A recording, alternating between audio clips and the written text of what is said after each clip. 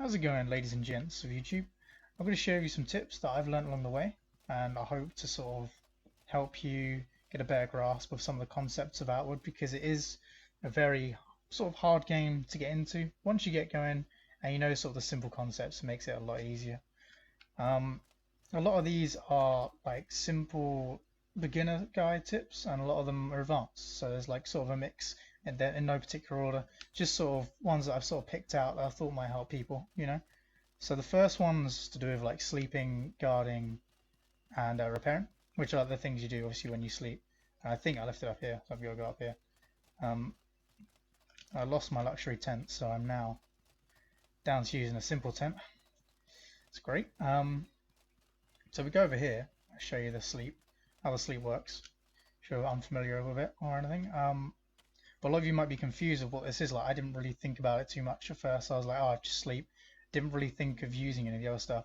But the weapons you have equipped, and the armor as well, will be repaired by this. So some like you might need 4 hours, 2 hours, whatever you need to repair your weapons or armor. There's actually no, you don't have to pay money. You don't have to, which is really good actually because a lot of the time in other games, like you have a good weapon. Because I thought it would be a similar concept to Breath of the Wild in Zelda, where a weapon breaks and that's permanent. But in this game, it's not. So you can sleep and repair all your weapons and armor to full health if you want to.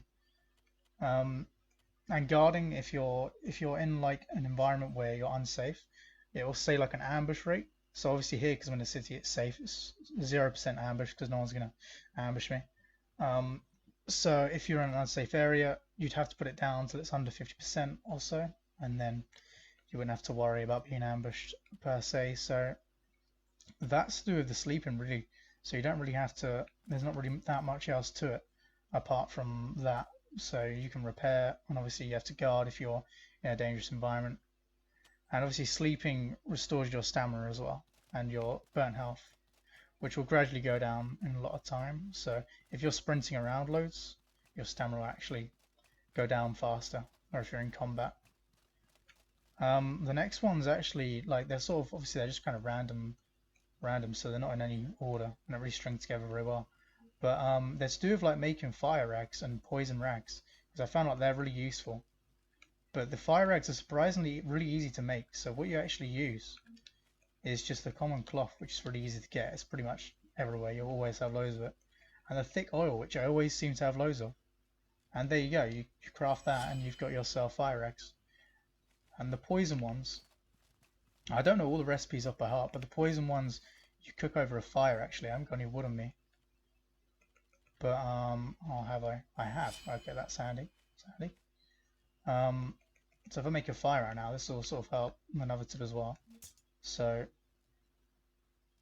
make a fire, and you can actually cook crab eye, which is something you'll find quite a lot. And if you cook this, you actually get grilled crab eye. And then if we go into the recipes and we mix the lion cloth with the cooked crab eye, you actually get poison rags, which is just helpful. Like they're sort of two ones that you'll find most commonly, more than likely, that you can make really fast, and it helps in combat dramatically. Like at the beginning of the game, at first, like I didn't use fire rags or anything like that. I wasn't using them barely at all, and I was really struggling because when you've got a bad weapon at the beginning again, it's a lot harder. It just makes it really difficult. The next one, actually, which we will have to go outside. To be fair, I can just explain it here, but it's cooking water and river water. It's really simple, but a lot of the time when you're starting, like you won't know how to get clean water, and you can actually get it really easily. The survival aspects of this game aren't too drastic on you, but I think you can get it from here. If I can get it from an invisible wall, yeah, I can. Nope, nope, maybe here. Nope, okay, that's fine. So if you actually go to any river water or rancid water, whatever water you find that isn't clean, you literally just make a campfire like the one we just made, and then you fill your water skin up with it, put it on the fire, and it actually turns it to clean water, which is really good. So you don't need anything else apart from that, just to boil the water. Number 4, this is something I didn't really know about. A friend told me, because I didn't really see it or think about it, to be honest. I just didn't really think much of it. But you will find, it's more of like an advanced tip if you get further in the game. You'll find like your silver. you get a lot. You end up with a lot of silver in the end. So what you can actually do is buy these ignots. So they have an exchange rate where if you buy the ignots, say you buy 8 ignots right here for 100, that's 800 silver. So if I show you now, actually, I can buy 2. So I'll buy 2. That's 200 silver. And then if I now sell, so I've got quite a little stack there. But if I sell 2 ignots, we can get down 2 ignots. That's not 200 silver straight back. So it's really good because gold doesn't weigh almost anything in your backpack. And it just saves that little bit of space. Even if you're holding 500 silver, there's no reason to be carrying that because that's, I think it ends up with 5 weight on your back, which at the beginning of the game is quite drastic, you know. Tip number 5, again, no particular order, is a backpack that you can make quite easily. You'll find it mainly at the marsh, but there are, I can't remember the name, the beginning place where you are. I can't remember the name of it. It's terrible. But it's mainly in the marsh, but the wolf creatures, there's quite a lot of them outside. We'll go outside anyway. The little wolf creatures that you'll find everywhere, the annoying things that chase you all the way across the map, they actually drop something called scaled leather, and it's an easy backpack that you can make that is actually 60 weight and allows you to roll as well. So it's really good for mid-game, early game, whenever you can make it, because it's not actually that hard to get as well, and it will just help you out.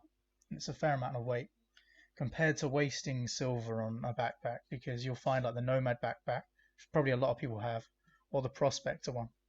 They're good, but obviously, you know, they're not even that high in weight. They're not even that high in inventory space.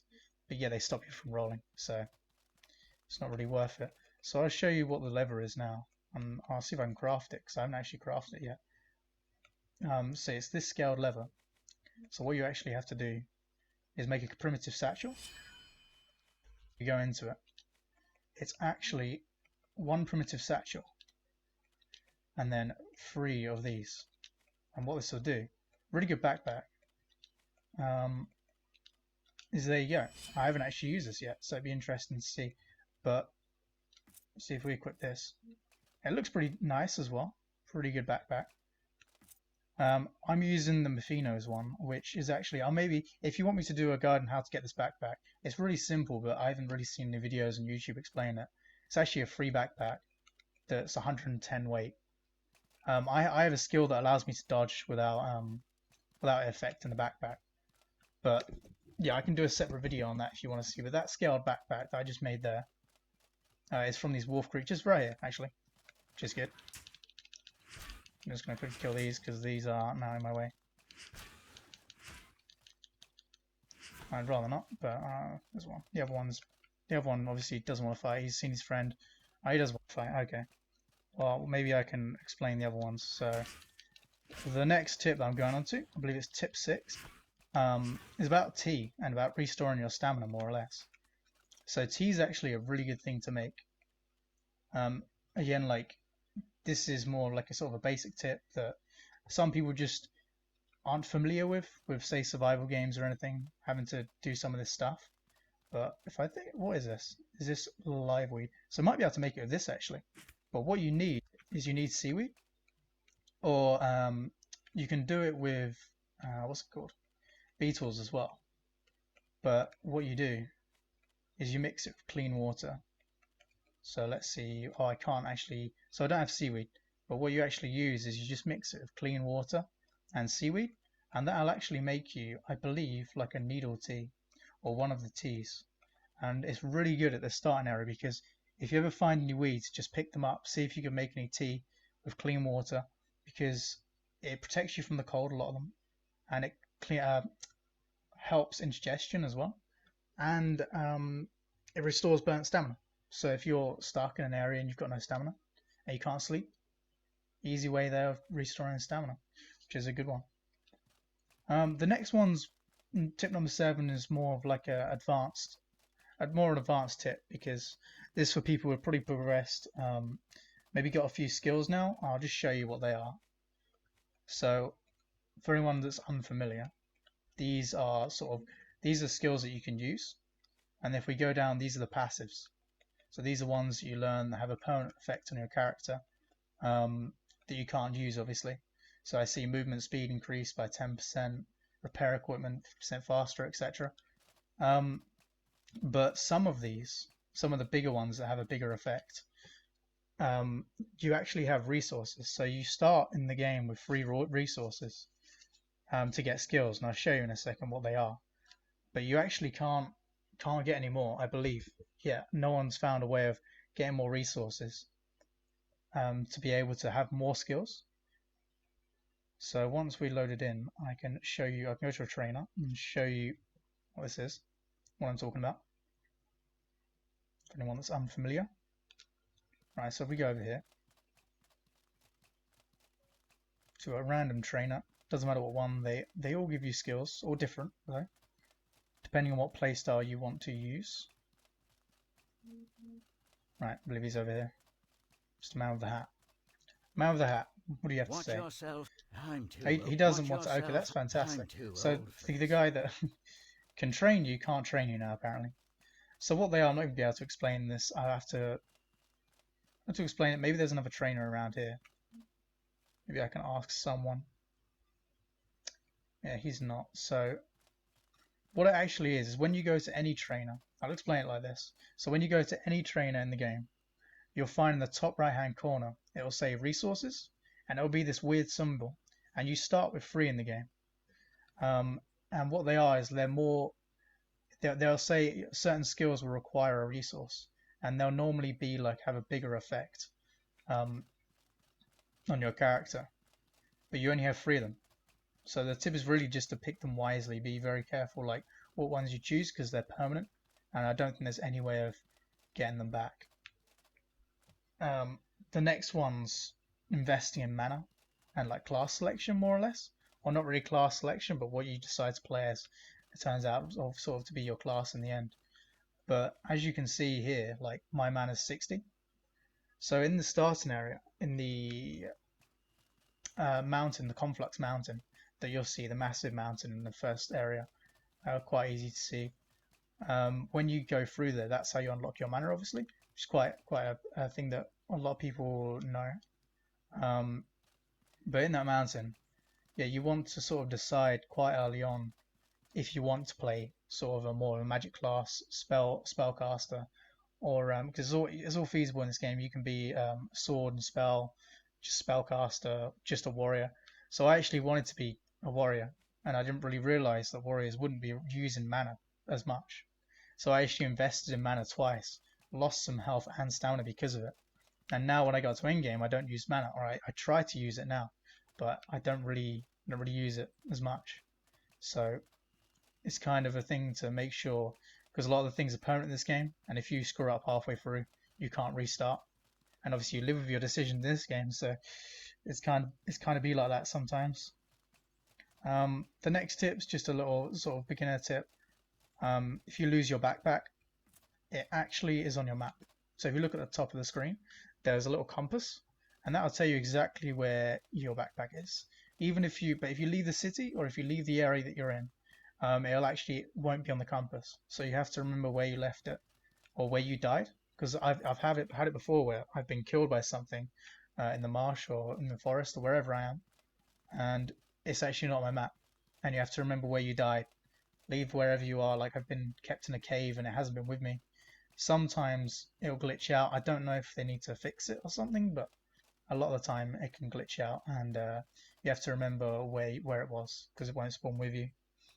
The next tip that I'm going to show you, I'm going to go out and show you a tip just for combat. It's like number 10, last tip. I don't know if I said the other ones.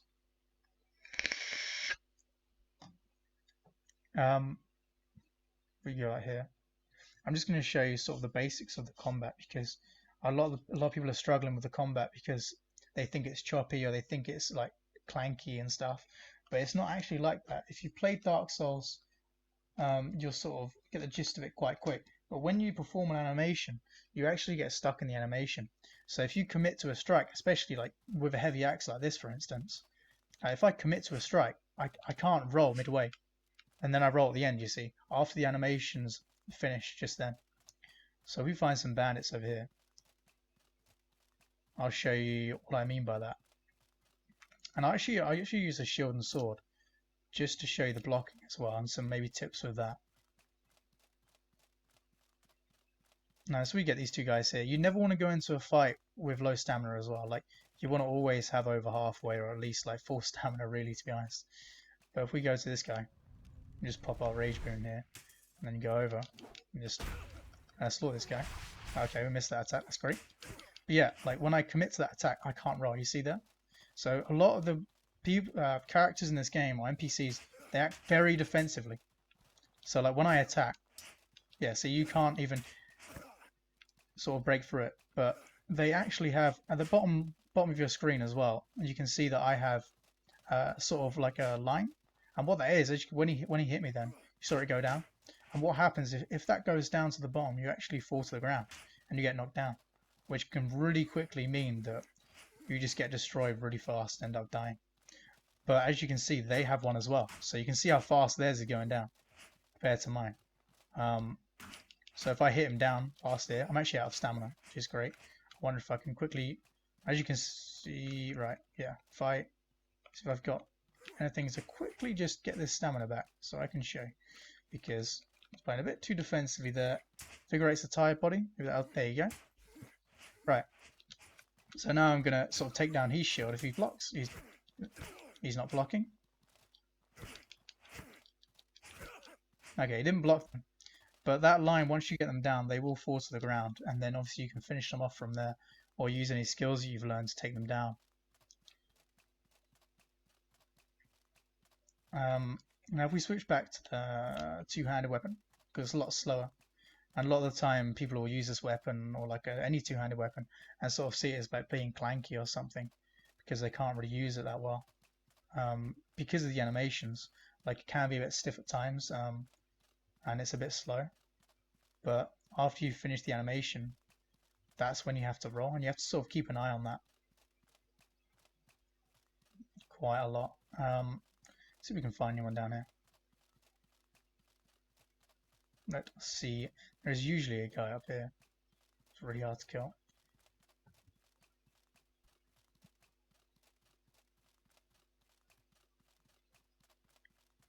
Where are you, my friend? Does no one want to fight?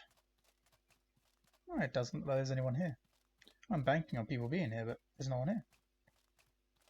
That's pretty great. Nothing wants to fight me here. Okay, well that's fine. Well, I can show you anyway. So when you go into an animation, obviously you can't roll, can't attack. So you want to be really sort of keeping an eye on your stamina and stuff. So that's really all the tips I've sort of got at the moment.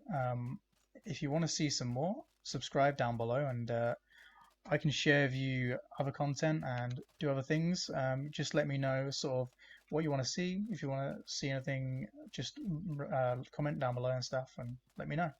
So yeah, remember to subscribe. I'm going to be making plenty more outward content, and I plan for streams in the future. So yeah, thanks for watching, and see you guys later.